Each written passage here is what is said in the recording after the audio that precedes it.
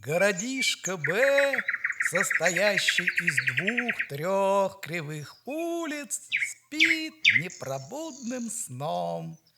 В застывшем воздухе тишина. Слышно только, как где-то далеко, должно быть за городом, жидким, охрипшим тенорком лает собака. Скоро рассвет. Все давно уже уснули.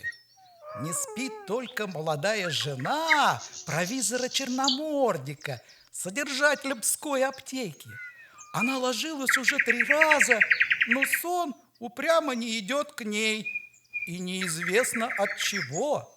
Сидит она у открытого окна в одной сорочке и глядит на улицу. Ей душно, скучно, досадно, да так досадно, что даже плакать хочется. От чего? Опять-таки неизвестно. Какой-то комок лежит в груди, и то и дело подкатывает к горлу. Сзади, в нескольких шагах от аптекарши, прикорнув к стене, сладко похрапывает сам Черномордик. Жадная блоха впилась ему в переносицу, но он этого не чувствует и даже улыбается, так как ему снится, будто все в городе кашляют и непрерывно покупают у него капли датского короля. Его не разбудишь теперь ни уколами, ни пушкой, ни ласками. Аптека находится почти у края города, так что аптекарше далеко видно поле. Она видит, как мало-помалу белеет восточный край неба, как он потом багровеет и словно от большого пожара. Неожиданно из отдаленного кустарника выползает большая широколицая луна. Она красна. Вообще, луна, вылезая из-за кустов, всегда почему-то бывает ужасно сконфужена. Вдруг среди ночной тишины раздаются чьи-то шаги и звяканье шпор. Слышатся голоса. Это офицеры от исправника в лагерь идут, думает аптекарша.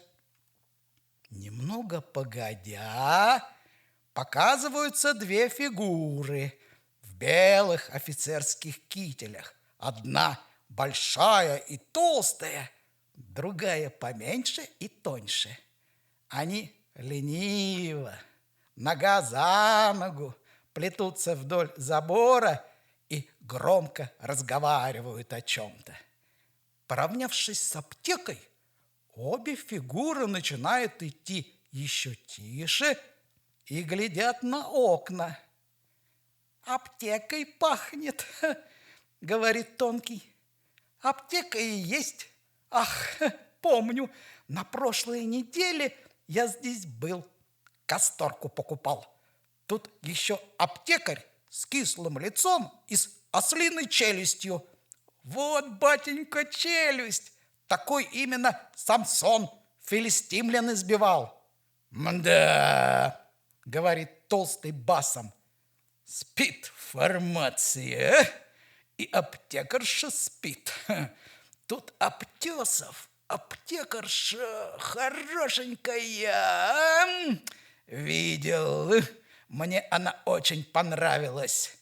«Скажите, доктор, неужели она в состоянии любить эту ослиную челюсть? Неужели?»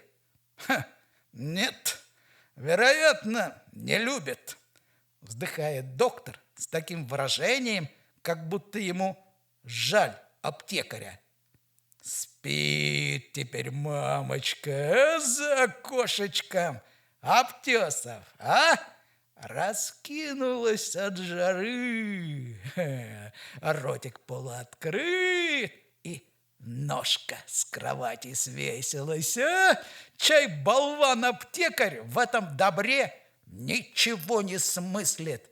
Ему, небось, что женщина, что бутыль с карболкой. Все равно. Знаете что, доктор, говорит офицер, останавливаясь, давайте-ка зайдем в аптеку и купим что-нибудь. Аптекаршу, может быть, увидим. Выдумал. Ночью.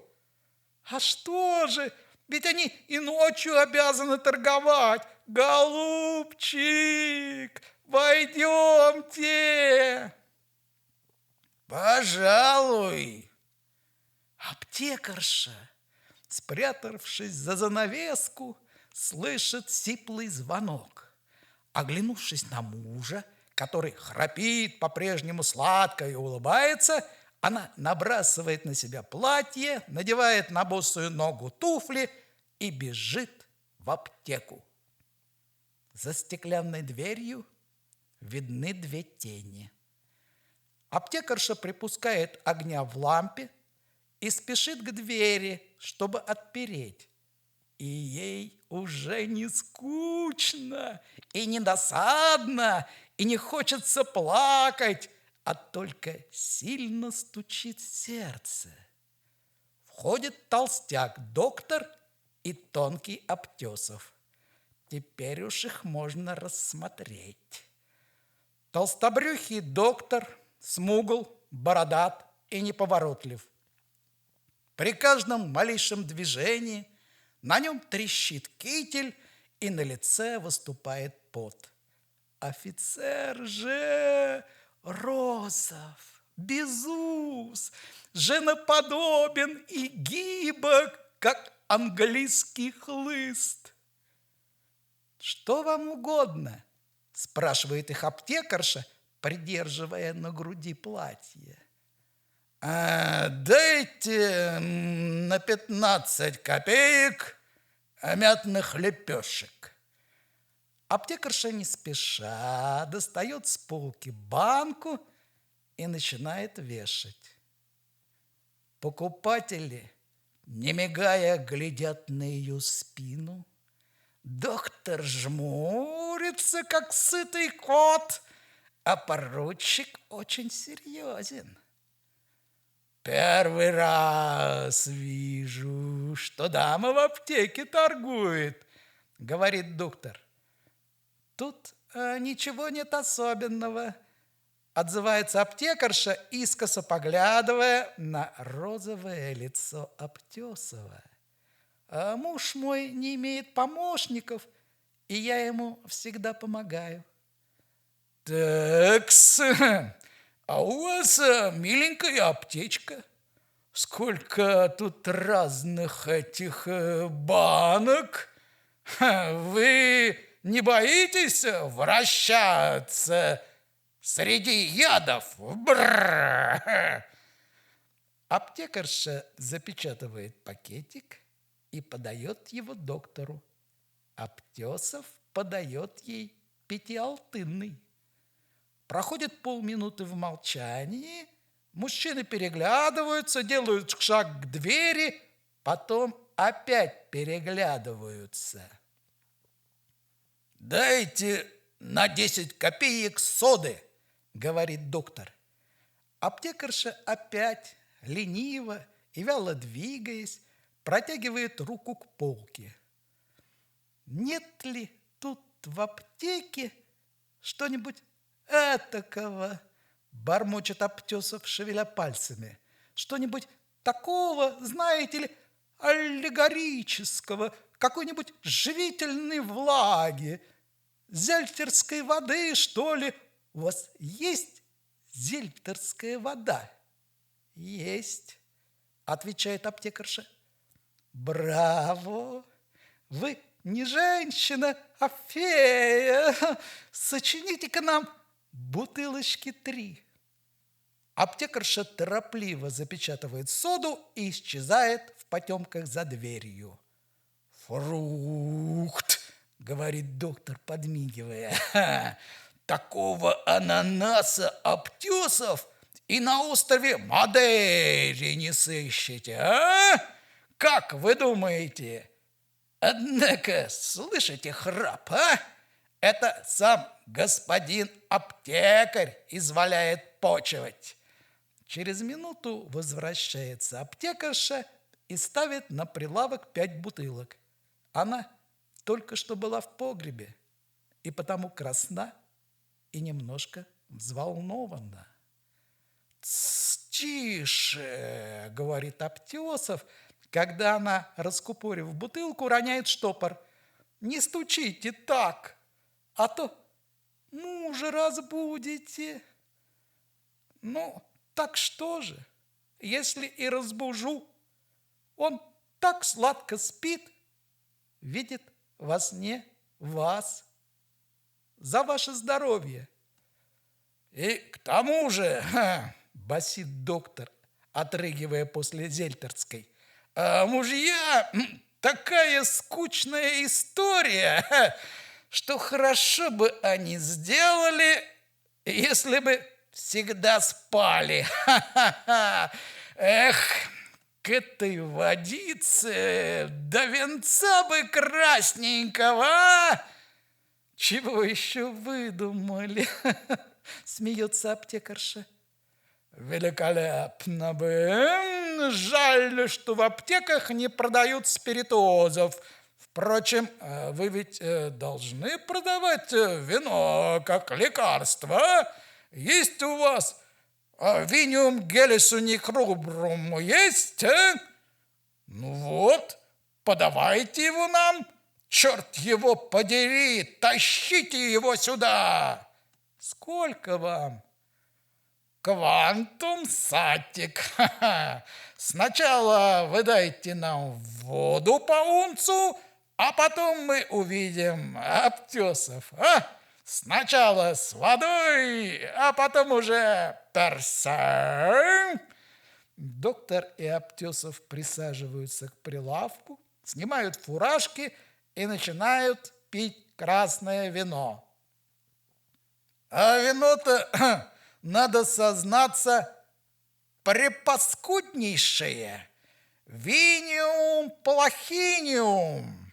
Впрочем, в присутствии оно кажется нектаром. Вы восхитительны, сударыня. Целую вам мысленно ручку. Я дорого дал бы за то, чтобы сделать это немысленно, говорит Аптесов. Честное слово, я отдал бы жизнь. Эту вы уж оставьте, говорит госпожа Черномордик, вспыхивая и делая серьезное лицо. «Какая, однако, вы кокетка!» Тихо хохочет доктор, глядя на нее из-под болья по-плутовски. «Глазенки-то так и стреляют! Пиф-паф! Поздравляю! Вы победили! Мы сражены!» Аптекарша глядит на их румяные лица, слушает их болтовню и скоро сама оживляется. Ей уже так весело. Она вступает в разговор, хохочет, кокетничает и даже после долгих просьб покупателей выпивает унца 2 красного вина. «Вы бы, офицеры, почаще в город из лагерей приходили, — говорит она, — а то тут ужас, какая скука, я просто умираю». «Еще бы, ужасается доктор, такой ананас, чудо природы и в глуши. Прекрасно выразился Грибоедов. В глушь, в Саратов. Однако нам пора. Очень рад познакомиться, весьма. Сколько с нас следует?» Аптекарша поднимает к потолку глаза и долго шевелит губами. 12 рублей 48 копеек, говорит она. Аптесов вынимает из кармана толстый бумажник, долго роется в пачке денег и расплачивается. «Ваш муж сладко спит, видит сны, бормочет он, пожимая на прощание руку аптекарши. Я не люблю слушать глупостей. Какие же здесь глупости? Наоборот, это вовсе не глупости. Даже Шекспир сказал: блажен, кто с молоду был молод. Пустите руку. Наконец, покупатели после долгих разговоров целуют у аптекарши ручку и нерешительно, словно раздумывая, не забыли ли что-нибудь, выходят из аптеки. И она быстро бежит в спальню и садится у того же окна. Ей видно, как доктор и поручик, выйдя из аптеки, лениво отходят шагов на 20, потом останавливаются и начинают о чем-то шептаться. О чем? Сердце у нее стучит, в висках тоже стучит. От чего? Она и сама не знает. Бьется сердце сильно, точно те двое, шепчась там, решают его участь. Минут через 5 доктор отделяется от Аптесова и идет дальше. А Аптесов возвращается. Он проходит мимо аптеки раз, другой, то остановится около двери, то опять зашагает. Наконец, осторожно звякает звонок. «Что? Кто там?» Вдруг слышит аптекарша голос мужа. «Там звонят, а ты не слышишь?» Говорит аптекарь строго. «Что за беспорядки, а?» Он встает, надевает халат и, покачиваясь в полусне, шлепая туфлями, идет в аптеку. «Чего вам?» – спрашивает он у Аптесова. «Дайте на 15 копеек мятных лепешек». С бесконечным сопением, зевая, засыпая на ходу и стуча коленями о прилавок, аптекарь лезет на полку и достает банку.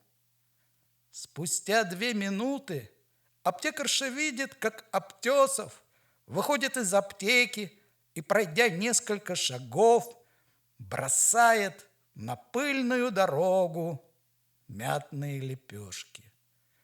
Из-за угла навстречу ему идет доктор. Оба сходятся и, жестикулируя руками, исчезают в утреннем тумане. «Как я несчастна, а?» – говорит аптекарша, со злобой глядя на мужа, который быстро раздевается, чтобы опять улечься спать. «О, как я несчастна!» – повторяет она, вдруг заливаясь горькими слезами. И никто не знает. «Я забыл 15 копеек на прилавке», – бормочет аптекарь, укрываясь одеялом. «Спрячь, пожалуйста, в конторку». И тотчас же засыпает.